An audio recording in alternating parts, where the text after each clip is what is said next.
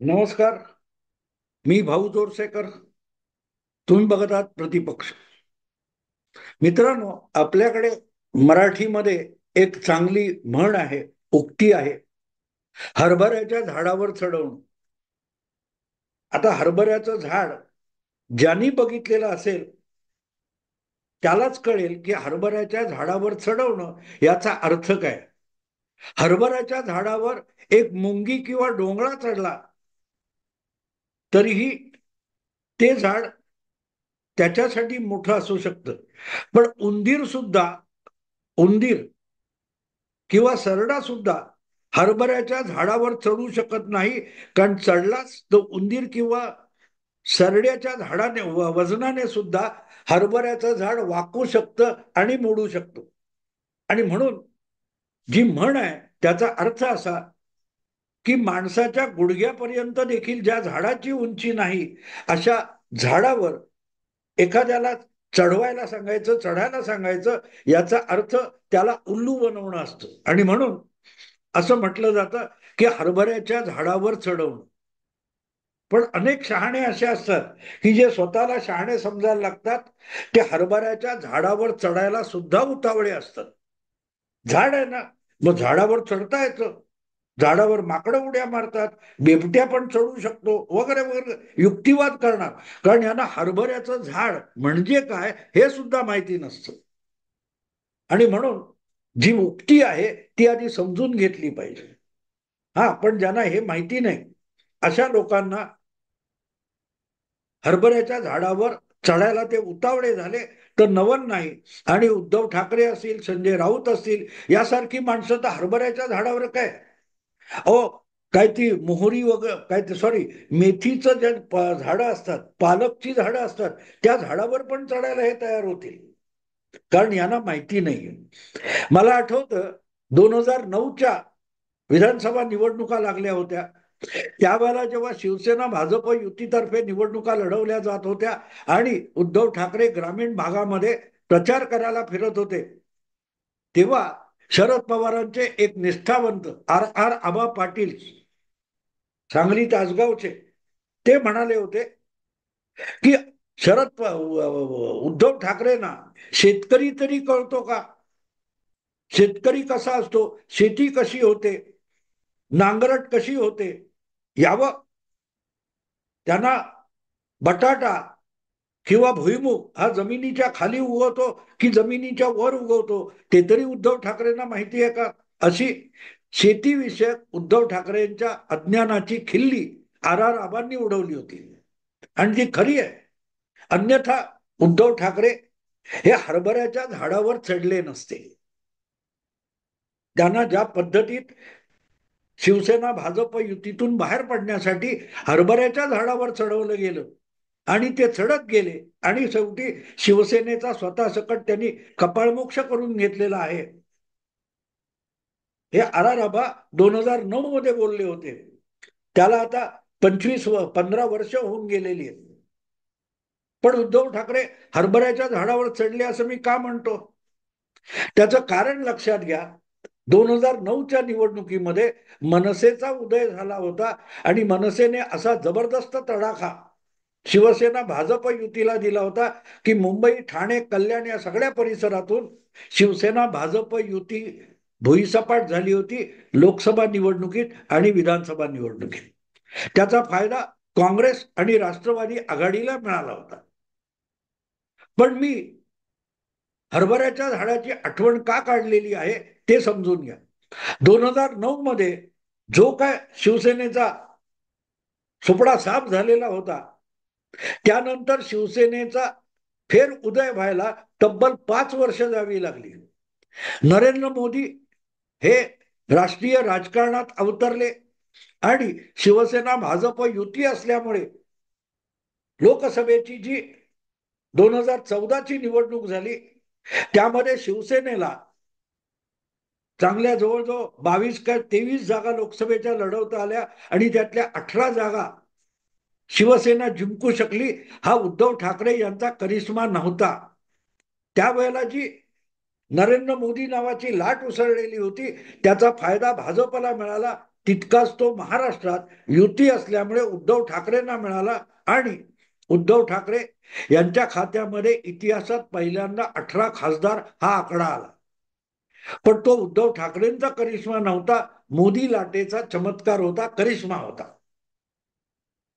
हा सगळा मी इतिहास एवढ्यासाठी सांगतोय की ज्या वेळेला मोदी लाट दिसायला लागली होती आणि त्यामुळे भाजप आणि शिवसेना युतीला महाराष्ट्रामध्ये त्या मोदी लाटेचा प्रचंड फायदा होईल असं दिसू लागलं होतं, तेव्हापासून उद्धव ठाकरे यांना हरभऱ्याच्या झाडावर चढवून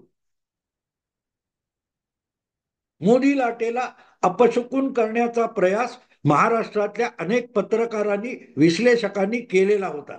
मला आठवतं त्या निवडणुकीचे पडघम वाजायला लागले त्याच्या खूप आधी मुंबईमध्ये बांद्रा कुर्ला कॉम्प्लेक्स जो आहे बीकेसी, त्या बीकेसी मध्ये हिरे बाजार आहे, जवेरी बाजार आहे, तिथल्या व्यापाऱ्यांनी गुजरातचे मुख्यमंत्री असलेल्या नरेंद्र मोदींचा कुठला तरी सन्मान देऊन मोठा जाहीर सत्कार करायचं ठरवलं होतं आणि तो समारंभ बीकेसी मध्ये होता. तिथे अर्थातच अनेक आमंत्रितांमध्ये युतीचे एक प्रमुख नेते म्हणून 2013 मध्ये उद्धव ठाकरे यांना सुद्धा आमंत्रित करण्यात आलं होतं. आता जिथे सत्कार मूर्ती हे नरेंद्र मोदी आहेत आणि ते गुजरातचे मुख्यमंत्री आहेत, अशा ठिकाणी एक मोठी जी सन्मानजनक खुर्ची ठेवलेली होती सिंहासनासारखी, त्याच्यावर नरेंद्र मोदी विराजमान झाले होते आणि बाजूला जे सोफा ठेवलेले होते, अशा एका सोफावर बाजूलाच उद्धव ठाकरे यांना बसवण्यात आलं होतं. त्यावरची वर्तमानपत्र काढून बघा, तेव्हाचे न्यूज चॅनेलचे रिपोर्ट काढून बघा, त्यामध्ये जाणीवपूर्वक मोदी आणि उद्धव ठाकरे यांच्यामध्ये बिब्बा घालण्याचा प्रयत्न अनेक पुरोगामी पत्रकार, सेक्युलर पत्रकार करत होते की समारंभ मुंबईत, समारंभ कलानगर पासून जवळ आणि सन्मान्य काय सिंहासनासारखी खुर्ची नरेंद्र मोदींना आणि उद्धव ठाकरेंना बाजूला सोफावर बसवलेला आहे. हा उद्धव ठाकरेंचा अपमान आहे. ही टिमकी वाजवणारे सगळेच्या सगळे तेव्हाचे पत्रकार हे आज उद्धव ठाकरे यांचे फार मोठे समर्थक आहेत. पण हेतू त्यातला साफ होता की जी मोदी लाट दिसते त्याचा फायदा शिवसेना भाजप युती भक्कम असेल तर शिवसेनेलाही मिळेल, भाजपलाही मिळेल. तेव्हा लोकसभा निवडणुका येण्यापूर्वी शिवसेना आणि भाजप युतीमध्ये बिब्बा घालायचा, वैतुष्ट निर्माण करायचं, यासाठीच उद्धव ठाकरे यांना हरभऱ्याच्या झाडावर चढवलं जात होतं. अरे तुमची मुंबईत लायकी केवढी, गुजरातचा मुख्यमंत्री येतो आणि तो सिंहासनासारख्या खुर्चीवर बसतो आणि तुम्हाला बाजूला सोफावर बसवलंय, हा विषय चर्चेचा करण्यात आला होता आणि त्यालाच मी हरभऱ्याच्या झाडावर चढवणं म्हणतोय. तेव्हा नरेंद्र मोदी फक्त गुजरातचे मुख्यमंत्री होते, पंतप्रधान झालेले नव्हते. लोकसभेच्या निवडणुकांना 5-7 महिन्यांचा अवधी होता. पण हा बिब्बा घातला गेला आणि उद्धव ठाकरे यांच्या डोक्यात किडा सोडला गेला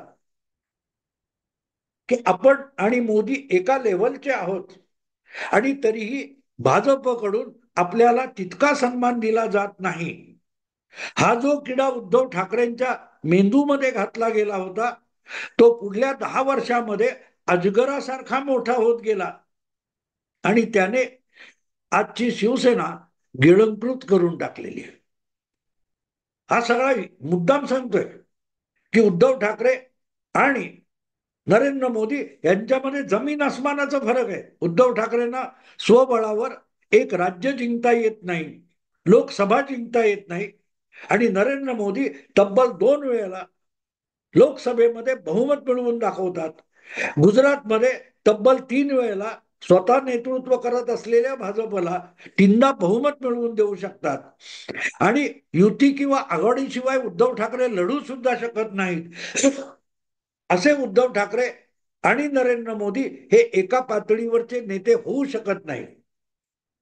पण ज्याला अहंकाराने पछाडलेलं असतं, असे कर्तृत्वहीन महत्वाकांक्षी नेते हरभऱ्याच्या झाडावर सहज चढू शकतात, हे मुंबईतल्या सेक्युलर पत्रकारांना माहिती होतं, महाराष्ट्रातल्या, आणि म्हणूनच त्यांनी उद्धव ठाकरेंच्या डोक्यात हा किडा सोडला त्यांना हरभऱ्याच्या झाडावर चढवलं की तुमच्यामुळे भाजप महाराष्ट्रात मोठी झाली. एक सत्य आहे की दोघे बरोबर आले म्हणून दोघे मोठे झाले.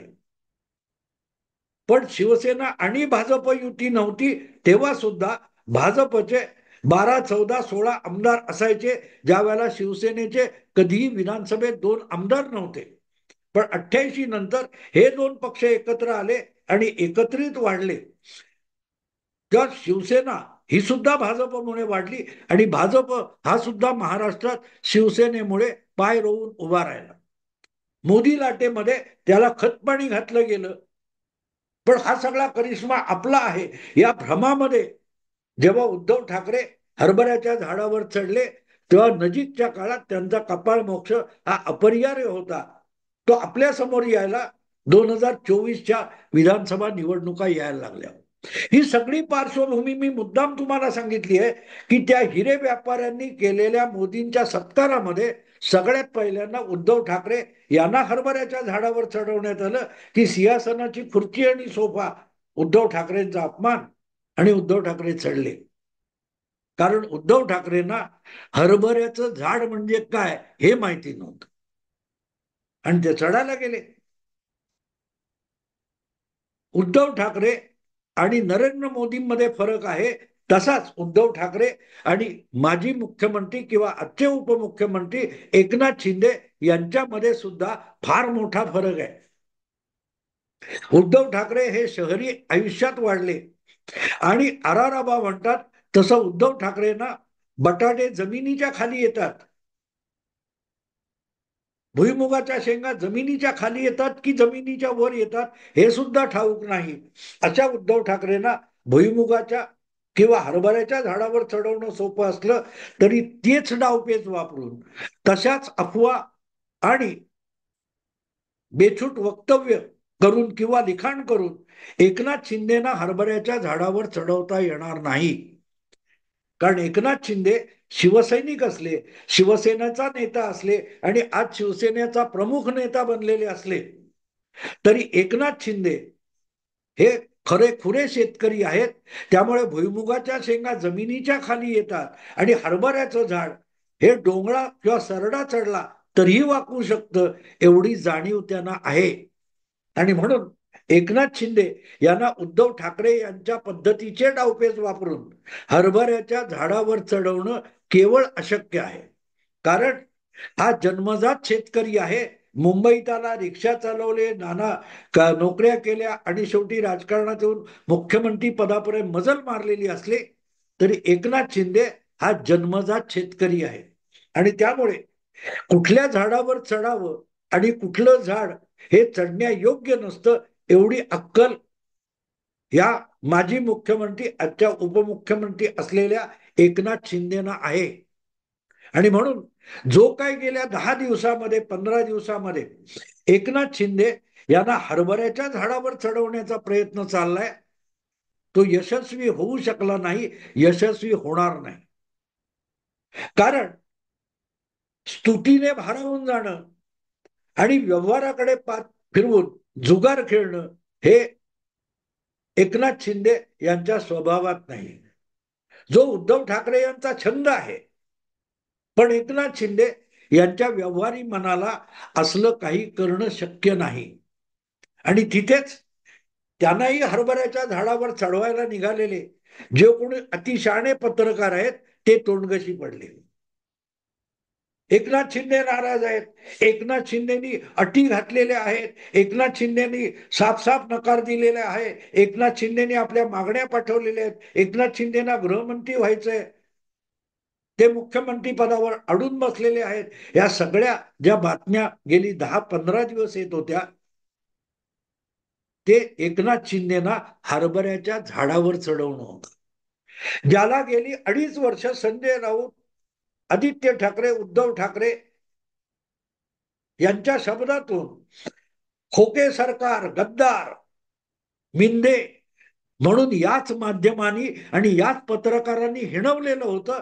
त्यांना अचानक देवेंद्र फडणवीस मुख्यमंत्री होणार म्हटल्यानंतर एकनाथ शिंदे हा किती उंच ताकदीचा हिमालया एवढा नेता आहे असा साक्षात्कार झाला. असा साक्षात्कार झाला. ज्या एकनाथ शिंदेना मुख्यमंत्री करण्यासाठी देवेंद्र फडणवीसांनी उपमुख्यमंत्री पद स्वीकारलं, तेव्हा देवेंद्र फडणवीस अपमान सहन करून उपमुख्यमंत्री आहेत असं बोलणारे लोक अचानक देवेंद्र फडणवीस मुख्यमंत्री होणार म्हटल्यानंतर त्यामध्ये एकनाथ शिंदे कसे अपमानित होणार अशी भाषा वापरायला लागले. याला हरभऱ्याच्या झाडावर चढवणं म्हणतात. देवेंद्र फडणवीस यांनी एकनाथ शिंदे कसे मुख्यमंत्री पदाच्या कारभारात फसावेत यासाठी त्यांच्या अपमानाच्या गप्पा आणि कथा रंगवल्या जात होत्या. 23-24 नोव्हेंबर नंतर त्याच कथा उलट्या सांगितल्या जायला लागल्या की देवेंद्र फडणवीस मुख्यमंत्री होणार म्हणजे जनतेने ज्यांना मुख्यमंत्री म्हणून मनापासून स्वीकारले त्या एकनाथ शिंदे यांचा अपमान आहे. काय गंमत आहे बघा. गंगा गये गंगादास, जमुना गये जमुनादास. ही जी हरभऱ्याच्या झाडावर चढवणारी जमात आहे ती कधी स्वतःशी सुद्धा प्रामाणिक नसते, तर ती वाचकाशी आणि प्रेक्षकाशी प्रामाणिक वागेल याची गॅरंटी कोणी देऊ शकत नाही. आणि म्हणून त्यांना वाटत होतं की उद्धव ठाकरेंना आपण हरभऱ्याच्या झाडावर चढवलं, मग देवेंद्र का नाही चढणार. आपल्या पत्रकारितेमध्ये आपल्या माध्यमामध्ये इतकी ताकद आहे की आपण मेथीच्या झाडावर सुद्धा, हरभऱ्याच्या झाडावर सुद्धा देवेंद्रला चढवू शकतो. ठीक आहे, 2.5 वर्षात देवेंद्र त्या झाडावर चढला नाही तर एकनाथला चढवू शकतो.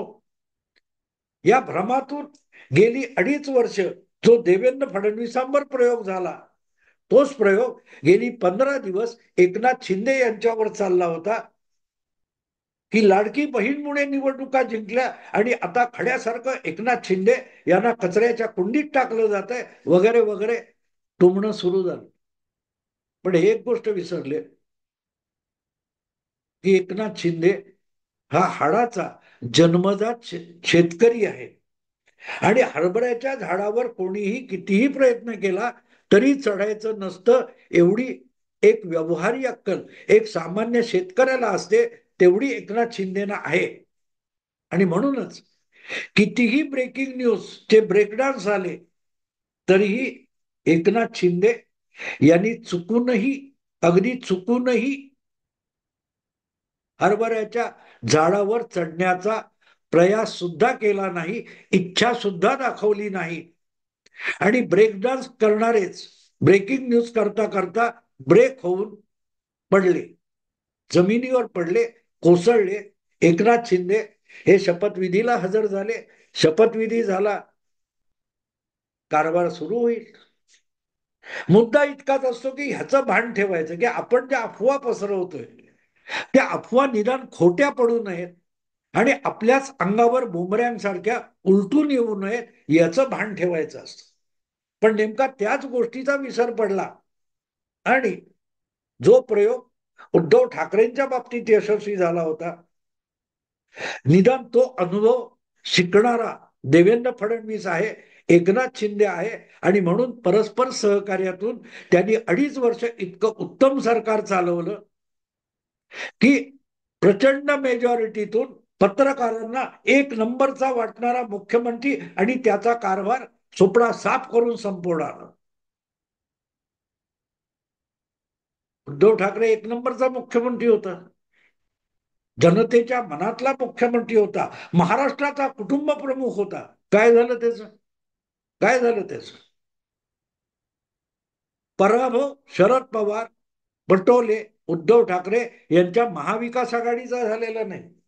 महाविकास आघाडीचे जे खरे सूत्रधार होते, स्वतःला पुरोगामी सेक्युलर लिबरल पत्रकार बनवणारे बुद्धिजीवी, या सगळ्यांचा खरा पराभव झालाय. महायुतीने जे काय प्रचंड ऐतिहासिक बहुमत मिळवलंय त्यामध्ये महाआघाडीचा कागदावर पराभव झालेला आहे, निवडणूक आयोगाच्या रेकॉर्डमध्ये पराभव झालेला आहे. पण वास्तविक पराभव हा महाराष्ट्रातल्या अशा पुरोगामी पत्रकारांचा झालाय की ज्यांना वाटतं की आपण पडद्यामागे राहून महाराष्ट्राच्या राजकीय पटावरचं बुद्धिबळ आपण खेळतो. आपण कुठचंही प्यादं मारू शकतो, आपण कुठचाही मोहरा पुढे सरकवू शकतो आणि आपण सगळ्याच्या सगळ्या राजकारणाचा खेळ जिवंत मोहरे प्यादे घेऊन खेळतो. अशा भ्रमात वावरणारे जे तथाकथित बुद्धिजीवी पत्रकार आहेत, त्यांचा महायुतीने आणि अर्थातच महाराष्ट्राच्या मतदाराने यथेच्छ पराभव घडवलाय. आणि म्हणून मी व्हिडिओ पण केला होता की महाविकास आघाडीचा पराभव झालेला नाही, तो महाविकास आघाडीचा पराभव अशा अफवा आणि बिनबुडाच्या ब्रेकिंग न्यूज बनवणाऱ्यांनी घडवून आणलेला पराभव आहे. कारण तुमच्या असल्या खोट्या नाट्या बातम्यांनी मतदार फसला नाही, की महायुतीचे नेते फसले नाहीत, पण महाविकास आघाडीचे जे नेते होते ते इतक्या भ्रमात राहिले होते की लोकसभेतला विजय अफवाट आहे आणि त्यापुढे विधानसभेला सुद्धा महायुती टिकणार नाही, या भ्रमामध्ये महाविकास आघाडीला ज्यांनी ठेवलं होतं तेच आता निकाल लागल्यानंतर एकनाथ शिंदे यांना हरभऱ्याच्या झाडावर चढवायला बघत होते. पण त्यांनाच त्या ब्रेकिंग न्यूजला आवश्यक तितका प्रतिसाद देऊन एकनाथ शिंदे यांनी मोठ्या शिताफीने अशा पत्रकारांना हरभऱ्याच्या झाडावर चढवलं आणि ब्रेकिंग न्यूज करता करता असे सगळे पत्रकार आणि मोठे चतुर विश्लेषक हरभऱ्याच्या झाडावर चढले आणि सणसणीत आपटले. सणसणीत आपटले. एक गोष्ट ते विसरले की उद्धव ठाकरे आणि एकनाथ शिंदे यांच्यात बेसिक फरक आहे. एकनाथ शिंदे हा जन्मनाच हाडाचा शेतकरी आहे आणि त्यामुळे हरभऱ्याच्या झाडावर चढायचं नसतं एवढं त्याला नक्की कळतं, बाकी काय कळू न कळू. असो मित्रांनो, आता इथेच थांबतो. आवडलं लाईक करा, शेअर करा आणि प्रतिपक्षाला सबस्क्राईब करा. नमस्कार.